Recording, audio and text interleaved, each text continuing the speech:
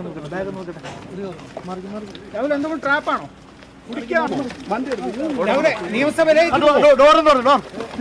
നിയമസഭയിലേക്ക് പോകും.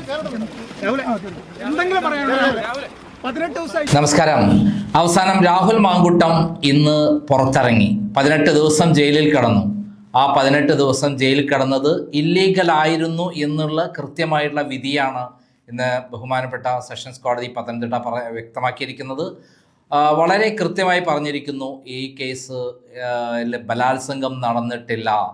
ആ പെൺകുട്ടിയുടെ ഉഭയസമ്മതത്തോടു കൂടി രണ്ടുപേരും കൂടിയാണ് അറിഞ്ഞുകൊണ്ട് ശാരീരിക ബന്ധം പുലർത്തിയതെന്നും തുടർന്ന് അവരുടെ നീക്കങ്ങളിലെല്ലാം അത് കൃത്യമാണെന്നും ആ പെൺകുട്ടിയാണ് കുറ്റക്കാരി എന്നുമുള്ള, അതായത് അതിജീവിത കുറ്റക്കാരിയാണെന്നുള്ള കൃത്യമായിട്ടുള്ള കാര്യമാണ് പറഞ്ഞിരിക്കുന്നത്. ഇത് തന്നെയാണ് ക്രൈം കഴിഞ്ഞ ദിവസങ്ങളിലെല്ലാം പറഞ്ഞിരിക്കുന്നത്. രാഹുൽ മാങ്കൂട്ടം എന്ന രാഷ്ട്രീയ പ്രവർത്തകൻ സദാചാര വിരുദ്ധ പ്രവർത്തനങ്ങളിൽ ഏർപ്പെട്ടത് ശരിയല്ല.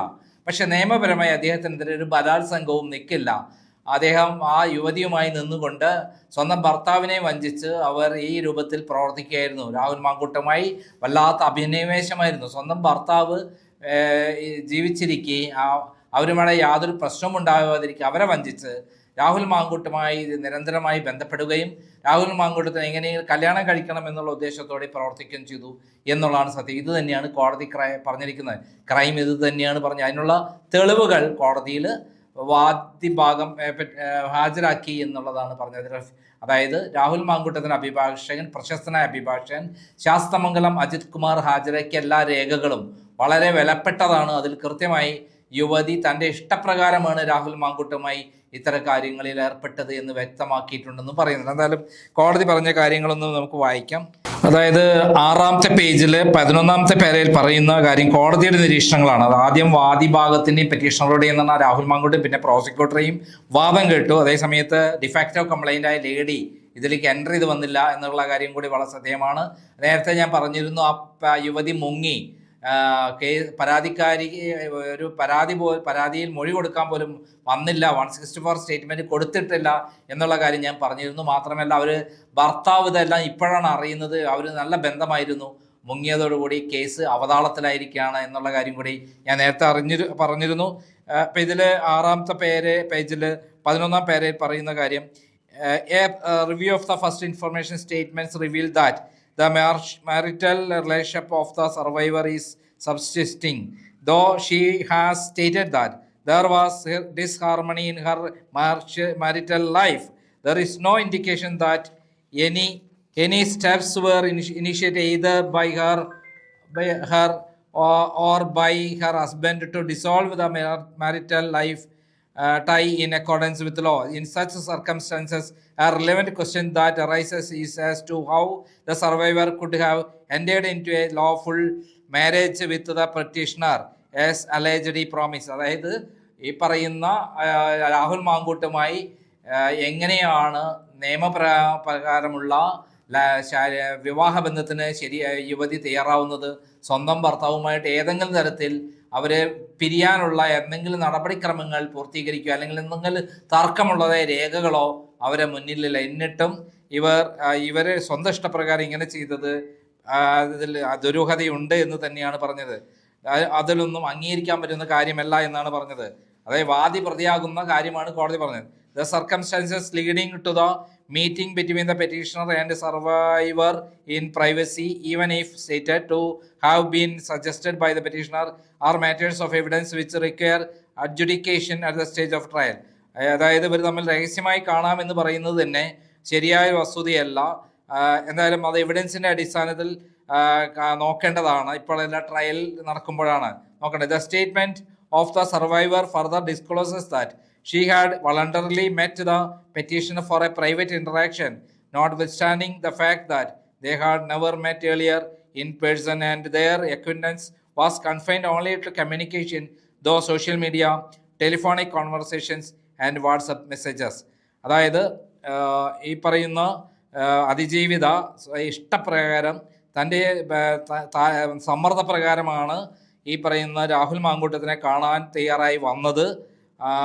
കൃത്യമായി പറഞ്ഞാൽ അവർ നേരത്തെ ബന്ധമുണ്ടായിരുന്നത് സോഷ്യൽ മീഡിയ വഴിയും ടെലിഫോണിക് കോൺഫറൻസ് വഴിയും വാട്സപ്പ് ചാറ്റ് വഴിയാണ് നേരത്തെ ബന്ധമുണ്ടായിരുന്നത്. എന്നിട്ട് അവർ നേരിട്ട് കാണാൻ, പ്രൈവറ്റ് പേഴ്സണലായി കാണാൻ അവർ വന്നു. അങ്ങനെ വരണമെങ്കിൽ ആ യുവതി തയ്യാറായിട്ടല്ലേ എന്നാണ് കോടതി ചോദിച്ചത്. അല്ലാതെ സ്വന്തം ഇഷ്ടപ്രകാരം രാഹുൽ മാങ്കൂട്ടം കയറി ബലാത്സംഗം ചെയ്തതല്ല, അവർ സ്വയമേ അങ്ങോട്ട് കയറി വന്നതാണ് എന്നാണ് പറഞ്ഞത്. It is also appearing in her statement that she continued to maintain contact with the petition even after the alleged incident, and that there were subsequent interactions between them, including discussions regarding joint purchase of a flat at Palakkad, from which proposal she withdrew due to financial constraints. ഇതിന് ശേഷവും, ബലാത്സംഗം നടന്ന ശേഷവും ഇവർ നിരന്തരമായി ബന്ധപ്പെട്ടുകൊണ്ടിരുന്നു രാഹുൽ മാങ്കൂട്ടമായിട്ട്. എന്നിട്ട് പരസ്പരം രണ്ടുപേർക്കും പേരിൽ ഒരു ഫ്ലാറ്റ് വാങ്ങാൻ പോലും തയ്യാറായി എന്നുള്ളതാണ് സത്യം. The statement further reveals that she had transferred money to the petitioner on multiple occasions, including after she had come to know about the pregnancy.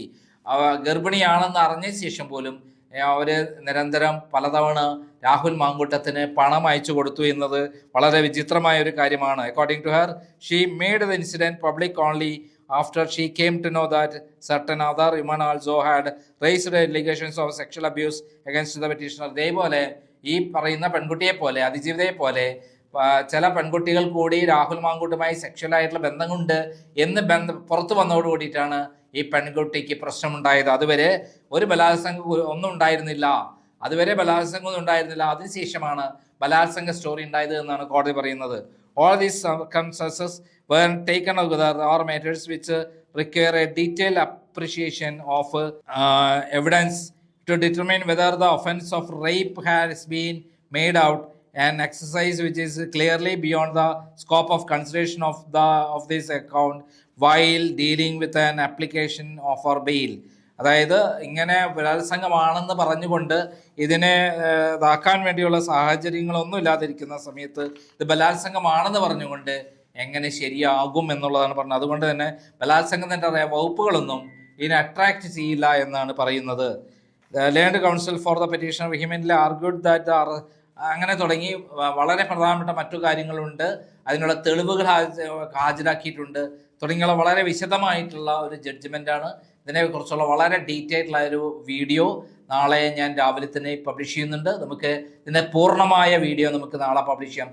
എന്താണ് കോടതി വിധിയിൽ പറയുന്നതെന്ന് ഡീറ്റെയിൽ ആയിട്ടുള്ള കാര്യങ്ങൾ നാളെ രാവിലെ നമുക്ക് ഫസ്റ്റ് വീഡിയോ ആയിട്ട് 8 മണിക്ക് പബ്ലിഷ് ചെയ്യുന്നതായിരിക്കും. അതുവരെ കാത്തിരിക്കുക. നന്ദി, നമസ്കാരം.